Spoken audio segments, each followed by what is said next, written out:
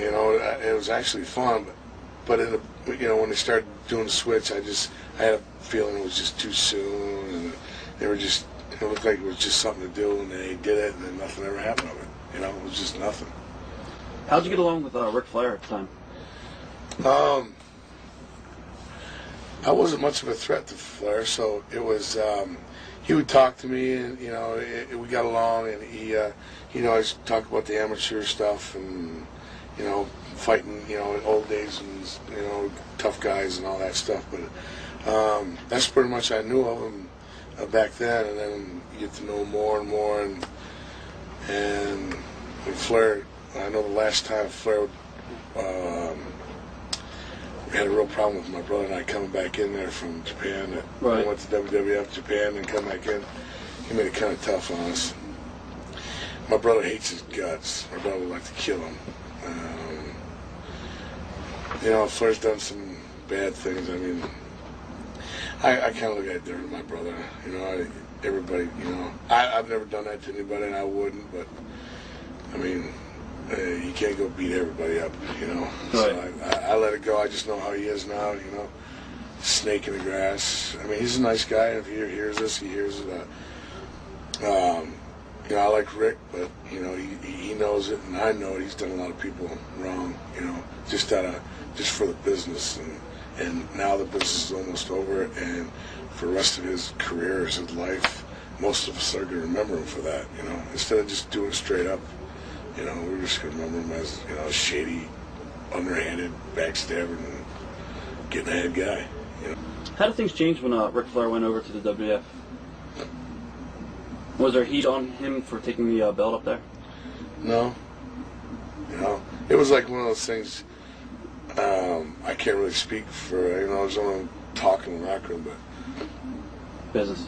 Yeah, you know, just, you know, go ahead, go try it up there, you know.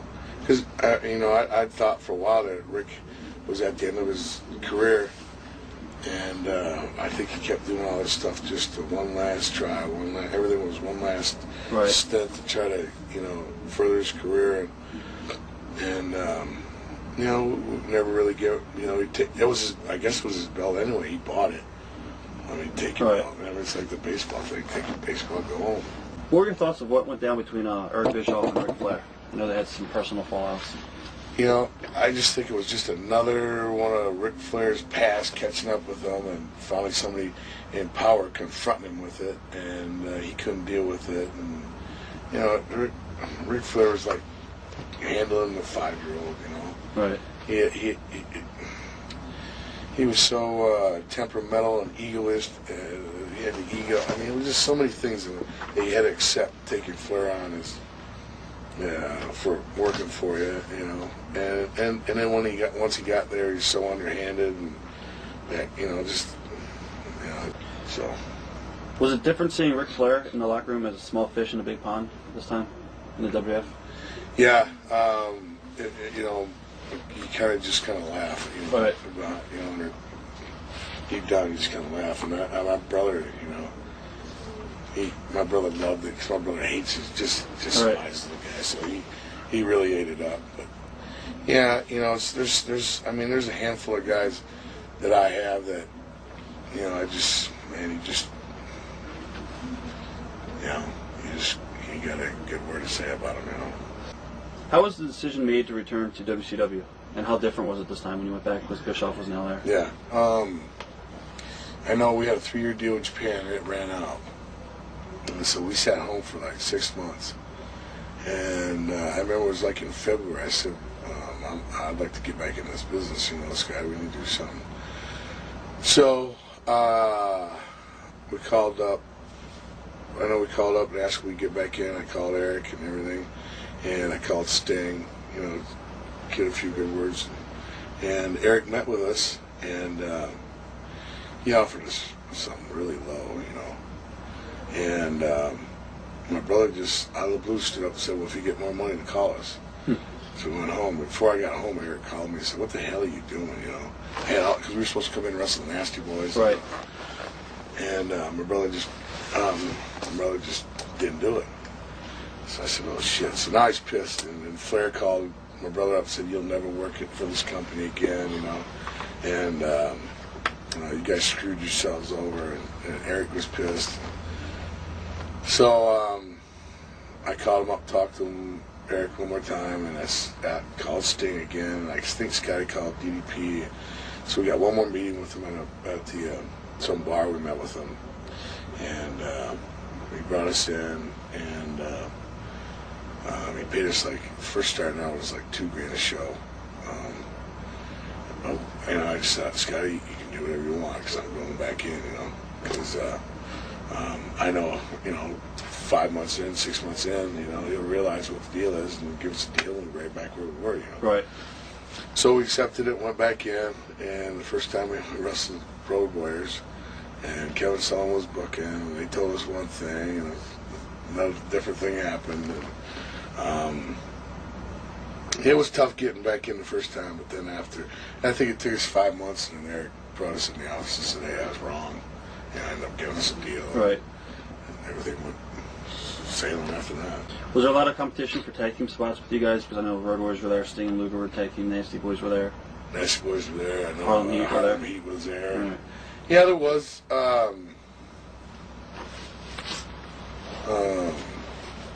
know the Road Warriors were on their way towards getting out of there, and it was just mostly me and Scotty and the Harlem Heat. Sting that they were going to break up anyway. They were going to separate anyway.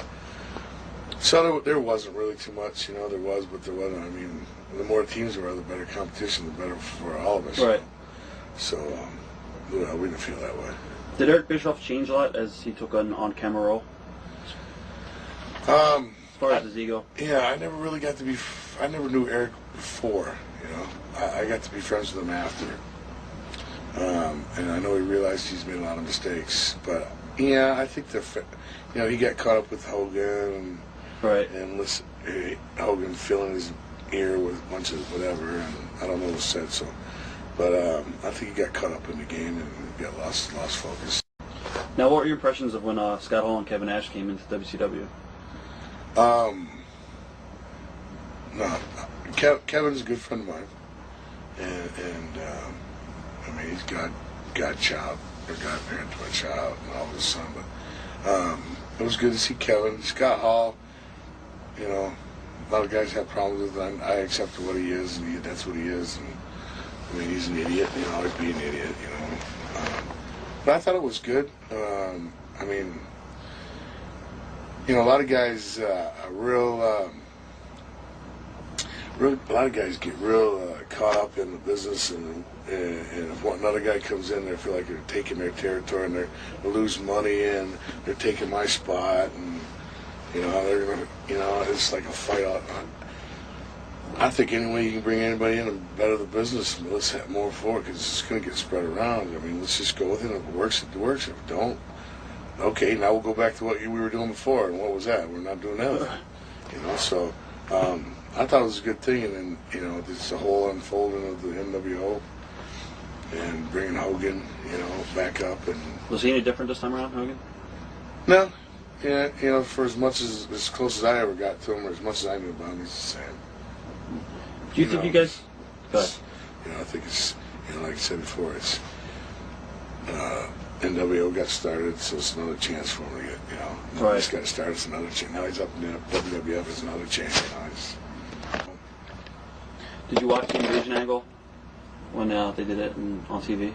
The what? The Invasion angle on WWF TV when they initially started doing it? No. No. I mean, just... I just knew nothing good could happen from it. I mean, Vince is not going to put any one of his guys underneath one of the WCW guys. He's been fighting for how many years? Right. Now you got to bring them in and show that they're better than his guy? Hell no. What effect do you think Hall, Nash, and Hogan will have in the WWF now? Kevin's a great guy. He can talk. He's got an appearance. He's got a following. Hall, he holds on to Kevin's shirt tail. Hogan, he still has a presence, but I mean, you can only rehash the NWO. How many times we did it? Twice or 3 times in WCW, and now to go up there and do it, And the ratings are showing. Our ratings ain't doing shit. No, so I don't think much.